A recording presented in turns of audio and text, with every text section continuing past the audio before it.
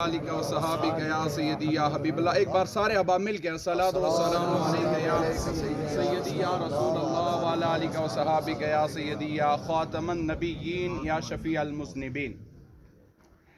نہایت واجب الاحترام معزز سامعین ذی وقار، شرکائے نماز جنازہ، سامعین ذی وقار، جیسا کہ آپ سب پہ یہ بات عیاں ہے کہ ہم اپنے ایک مسلمان بزرگ مرحوم ان کے لیے نماز جنازہ ادا کرنے کے لیے ہم جمع ہیں. اللہ جل مجدہ الکریم کی بارگاہ میں دعا کرتے ہیں کہ اللہ تبارک و تعالی مرحوم کی آنے والی ساری منازل کو آسان فرمائے. ملک سید محمد صاحب ایک طویل عمر گزار کر آج وہ اپنے مالک حقیقی کے دربار کی طرف جا رہے ہیں. گویا وہ ہمیں یہ پیغام دے کے جا رہے ہیں کہ عمر 100 سال ہو یا عمر 150 سال ہو، آخر موت ہے. قرآن مجید نے بڑے واضح لفظوں میں ہمیں موت کے لیے تیار کرنے کے لیے بار بار جھنجھوڑا اور کہا کہ لوگو، تمہاری یہ جو زندگی ہے جس میں تم جی رہے ہو، یہ چند روزہ زندگی ہے، اور اس زندگی کی خاطر، اس چند روزہ زندگی کی خاطر اپنی ہمیشہ والی آخرت کی زندگی کو کبھی بھی خراب نہ کرنا.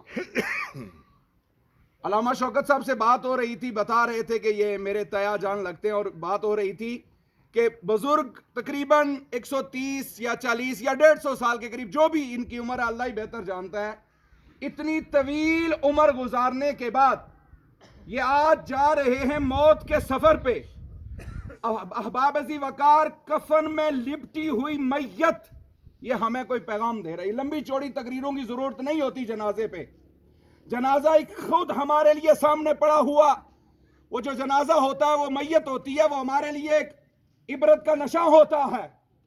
اور احباب ذی وقار، آپ دیکھیں دنیا میں آپ کا جتنا بڑا منصب ہے، جتنا بڑا آپ کا عہدہ ہے، جتنا بڑا آپ کے ساتھ ٹائٹل رکھتا ہے، یہ سارے ٹائٹل، یہ سارے نام، یہ سارے القابات اسی وقت چھٹی کر جاتے ہیں جب آپ کے اوپر قانون موت طاری ہوتا ہے. کبھی آپ نے سوچا ملک صاحب، راجہ صاحب، وزیر اعظم صاحب، ایڈوکیٹ صاحب، سید صاحب، پیر صاحب، شاہ صاحب، فلاں صاحب، فلاں صاحب، یہ سارے ٹائٹل تب تک ہیں جب تک آپ چلتے پھرتے حرکت کر رہے ہیں. ادھر آپ کی حرکت ختم ہوئی، آپ کا چلنا پھرنا ختم ہوا، موت طاری ہوئی، جسم و جان کا تعلق کٹ گیا، لوگ نام بدل دیتے ہیں اور آواز آتی ہے کہ جنازے کا ٹائم کیا رکھنا ہے. پہلا نام آپ کا بدل دیا جاتا ہے. موت سب سے پہلے جو آ کر کرتی ہے وہ آپ کا نام بدل دیتی ہے. جس نام کی خاطر ہم لگے ہوئے ہیں، یہ فلاں صاحب، یہ فلاں صاحب، کوئی مفتی ہے، علامہ ہے، کوئی کسی عہدے و منصب پہ ہے. تھوڑی دیر کے لیے میں تمہیں جھنجھوڑنا چاہتا ہوں. یہ سارے نام، یہ ساری سرمایہ داری کے جو نام و ٹائٹل دیے جاتے ہیں، یہ تب تک ہیں جب تک آپ کے جسم میں جان ہے. جب جان کا تعلق کٹ جائے، موت سب سے پہلے آپ کا نام چھین دیتی ہے، موت آپ کا نام مٹا دیتی ہے. ہر طرف سے آواز آتی ہے جنازے کا ٹائم کیا ہے. کوئی کہتا ہے باڈی کب اٹھاؤ گے، پھر جب قبر کے قریب لے کے جاتے ہیں کوئی کہتا ہے جنازہ نیچے اتارو، کوئی کہتا ہے باڈی کو آرام سے اتارو. او بھائی یہ تو فلاں صاحب تھے. جواب آتا ہے صاحب تب تک تھے جب تک جان و جسم کا تعلق تھا. لیکن ہم ساری زندگی گزار رہے ہیں نام کے پیچھے، ہم پڑے نام کے پیچھے. میری کوٹھی اس سے بڑی ہو چونکہ میرا نام بڑا ہونا چاہیے، میرا محل اس سے بڑا ہو چونکہ میرا نام بڑا ہونا چاہیے، میری کار اس سے بڑی ہو چونکہ میرا نام بڑا ہونا چاہیے. جس نام کے پیچھے ساری زندگی گھوم کے ہم گزار دیتے ہیں، 50 60 70 100 سالہ زندگی، وہ نام کی حیثیت اتنی ہے کہ ادھر موت آتی ہے، ادھر نام مٹ جاتا ہے. سوچئے ذرا، قرآن کہتا ہے کل نفس ذائقۃ الموت، موت کا ذائقہ ہر کسی نے چکھنا ہے، کسی نے بچ کے نہیں رہنا. اور قرآن مجید ایک اور مقام پہ فرماتا ہے، اللہ فرماتا ہے کہ اینما تکونوا یدرککم الموت ولو کنتم فی بروج مشیدہ. اے لوگو، تم اگر اپنے آپ کو لوہے کی مضبوط بلڈنگوں کے اندر لے جاؤ، اپنے آپ کو مقفل کر لو اور تالو میں بند ہو جاؤ، تو فرمایا پھر بھی تم موت سے بچ نہیں سکتے. جب یہ طے ہے کہ ہم موت سے بچ نہیں سکتے، تو اب سوال یہ ہے کہ موت کے لیے تیاری کیا ہے. مجھ سمیت ہر کوئی سوچے. حضرت عبداللہ بن عمر رضی اللہ تعالیٰ عنہ اس حدیث کے راوی ہیں. آپ فرماتے ہیں میں آقا علیہ الصلوۃ والسلام کے ساتھ جا رہا تھا, ایک انصاری صحابی حاضر ہوئے, سلام عرض کیا اور عرض کرنے لگا یا رسول اللہ سب سے اعلیٰ شخص کون ہے؟ سرکار نے فرمایا جس کا اخلاق اچھا ہو. اس نے پوچھا یا رسول اللہ سب سے زیادہ عقل مند اور دانا کون ہے؟ اللہ اکبر. میرے نبی نے فرمایا سب سے زیادہ عقل مند اور دانا وہ شخص ہے جو ہر وقت موت کو یاد رکھتا ہے اور موت کے لیے تیاری کرتا ہے. ذرا سوچئے, آج ہم تو موت کو بھول چکے ہیں. میرے مصطفیٰ نے فرمایا تھا لوگوں لذتوں کو مٹا دینے والی چیز موت کو یاد کرو. حضرت ابو سعید خدری اس حدیث کے راوی ہیں, ابو داؤد شریف کے اندر حدیث صحیح ہے. تاجدار رسالت موت صلی اللہ تعالی علیہ وسلم نے فرمایا لوگوں میں محمد موت کو اتنے قریب سمجھتا ہوں. آج بڑے بڑے دعوے, وہ فلاں پیر صاحب نے گارنٹی دے دی, فلاں صاحب نے گارنٹی دے دی. کوئی گارنٹی نہیں, سن لو, کوئی گارنٹی نہیں. بڑی ذمہ داری سے آپ کو یہ بات کہنا چاہتا ہوں, ہم دھوکے میں پڑے ہوئے ہیں, ہم غلط راستے پہ چل نکلے ہیں, ہم جھوٹی امیدیں لگا کے بیٹھے ہیں. کبھی ایسا ہوا کہ کسی نے مکئی کا بیج بویا ہو اور جب فصل تیار ہو تو گندم تیار ہو؟ کبھی ایسا ہوتا ہے؟ کبھی گندم کا بیج بویا ہو اور جب کاٹنے کا وقت آئے تو کوئی مکئی کاٹے؟ کبھی ایسا ہوتا ہے؟ جب دنیا کا دستور یہ ہے کہ جو بیج بوتے ہو وہی فصل پکتی ہے, تو پھر آخرت کا بھی یہی دستور ہے. دنیا میں نیکی کرو گے تو آخرت میں صلہ جزا ملے گا, دنیا میں گناہ کرو گے تو آخرت میں خدا کا عذاب ملے گا. میرے مصطفیٰ نے ابو سعید فرماتے ہیں تاجدار کائنات صلی اللہ تعالی علیہ وسلم نے فرمایا لوگوں میں محمد موت کو اتنے قریب سمجھتا ہوں کہ آنکھ جھپکتے ہوئے یہ گمان کرتا ہوں کہ پتہ نہیں آنکھوں کے یہ جھپکنے کے وقت ارے میری آنکھوں کے ملنے سے پہلے شاید میری روح قبض کر لی جائے گی. آقا نے فرمایا اتنا میں محمد موت کو اتنے قریب سمجھتا ہوں کہ میں نگاہ اٹھاؤں کسی چیز کی طرف تو گمان یہ ہوتا ہے کہ نگاہ کے نیچے آنے سے پہلے شاید میری روح قبض کر لی جائے گی. فرمایا موت اتنے قریب سمجھتا ہوں کہ روٹی کا ایک لقمہ اپنے منہ میں ڈال کے یہ سمجھتا ہوں کہ شاید یہ پیٹ میں اترے گا یا نہیں اترے گا, اسی کے ذریعے شاید موت واقع ہو جائے گی. ذرا سوچئے, کائنات کے والی, عرش کے دلارا, ارے 1.25 لاکھ نبیوں کا امام, رب العالمین کا محبوب, وجہ تخلیق کائنات, جن پہ ایمان لانے کے بغیر بندہ مسلمان نہیں ہو سکتا, اس نبی کا یہ تصور موت ہے کہ اس نبی نے بتایا اوے میرے امتی لمبی امیدیں لگا کے نہ بیٹھو کہ میرا بچہ جوان ہوگا, شادی کروں گا, نوکری دلواؤں گا, محل بنا کے دوں گا, ارے پھر اس کے آگے اولاد دیکھوں گا.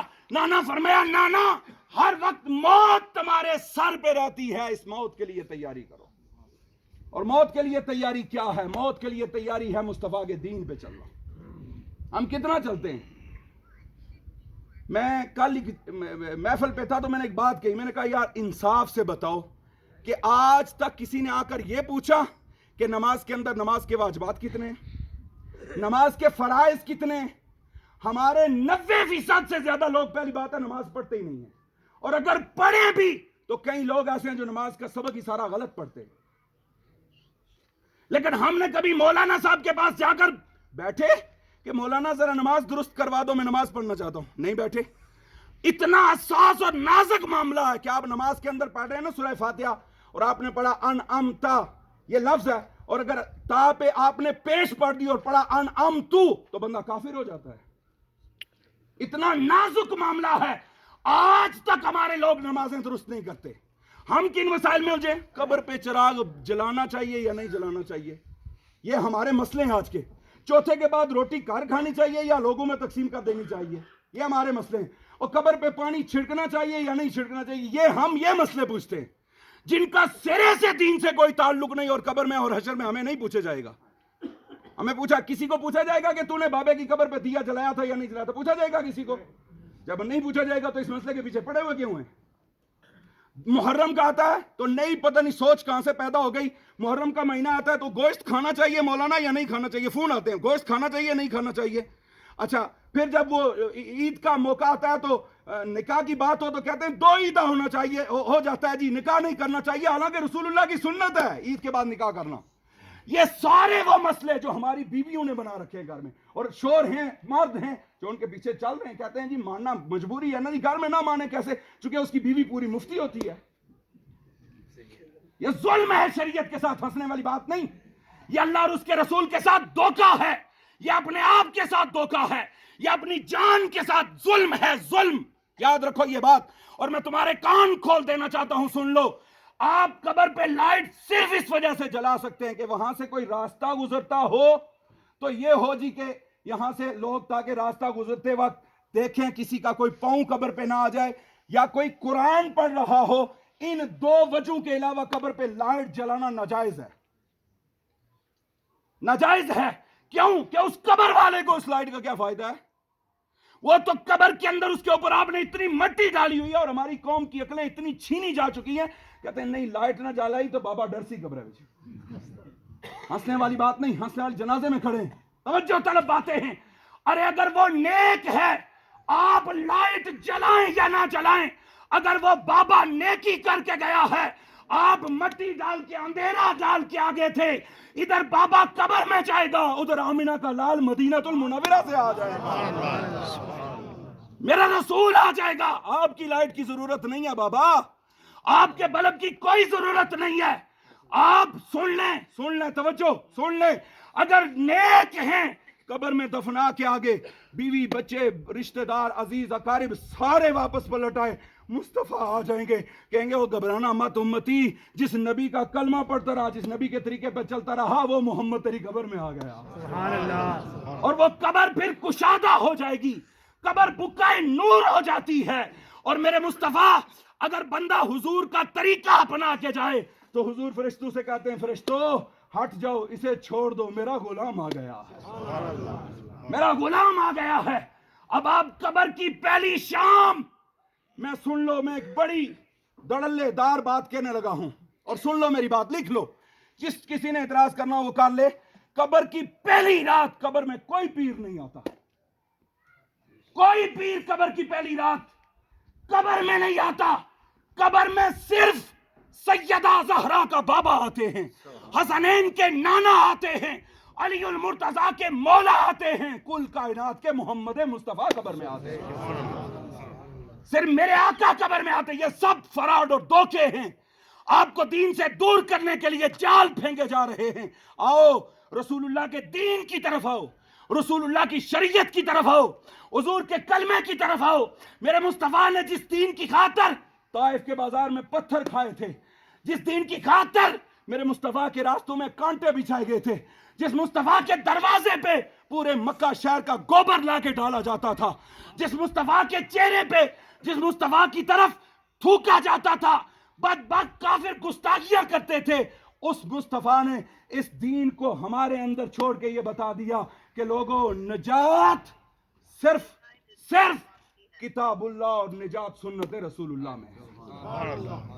آخری پیغام یہ ہے کہ لوگوں بیعت ضرور اپنی اپنی جگہوں سے ہو، لیکن یہ امید نہ لگا کے بیٹھو کہ نماز نہیں پڑھیں گے تو بخشے جائیں گے، نہ روزہ نہ رکھیں گے تو بخشے جائیں گے، گناہ کرتے رہیں گے تو بخشے جائیں گے۔ نہ، کائنات میں محمد سے بڑا پیر کوئی نہیں ہے، علی سے بڑا مرید کوئی نہیں ہے، میرے مصطفیٰ سے بڑا پیر کون ہو سکتا ہے؟ اور میرے مصطفیٰ سیدہ عائشہ فرماتی ہیں، حضور صحیح بخاری کے اندر حضور ہر وقت یہ دعا مانگا کرتے تھے، اللہم انی اعوذ بک من عذاب القبر، اے اللہ میں محمد عذاب قبر سے پناہ مانگتا ہوں۔ حالانکہ وہاں عذاب قبر کا کوئی تصور نہ تھا، لیکن اس امت کو تعلیم دینا تھا کہ امت قبر کے لیے تیاری کر کے آنا، امت ہے جو قبر کو بھولی ہوئی ہے، وقت جنازہ ہو چکا ہے۔ میرا پیغام یہ ہے کہ 150 سال کے قریب بابا عمر گزار کے جا رہے ہیں، لوگوں عبرت حاصل کر لو، زندگیوں کے سانسوں کو اللہ کی غنیمت سمجھو، موت کے ذائقہ چکھنے کے لیے اپنے آپ کو تیار کرو۔ اللہ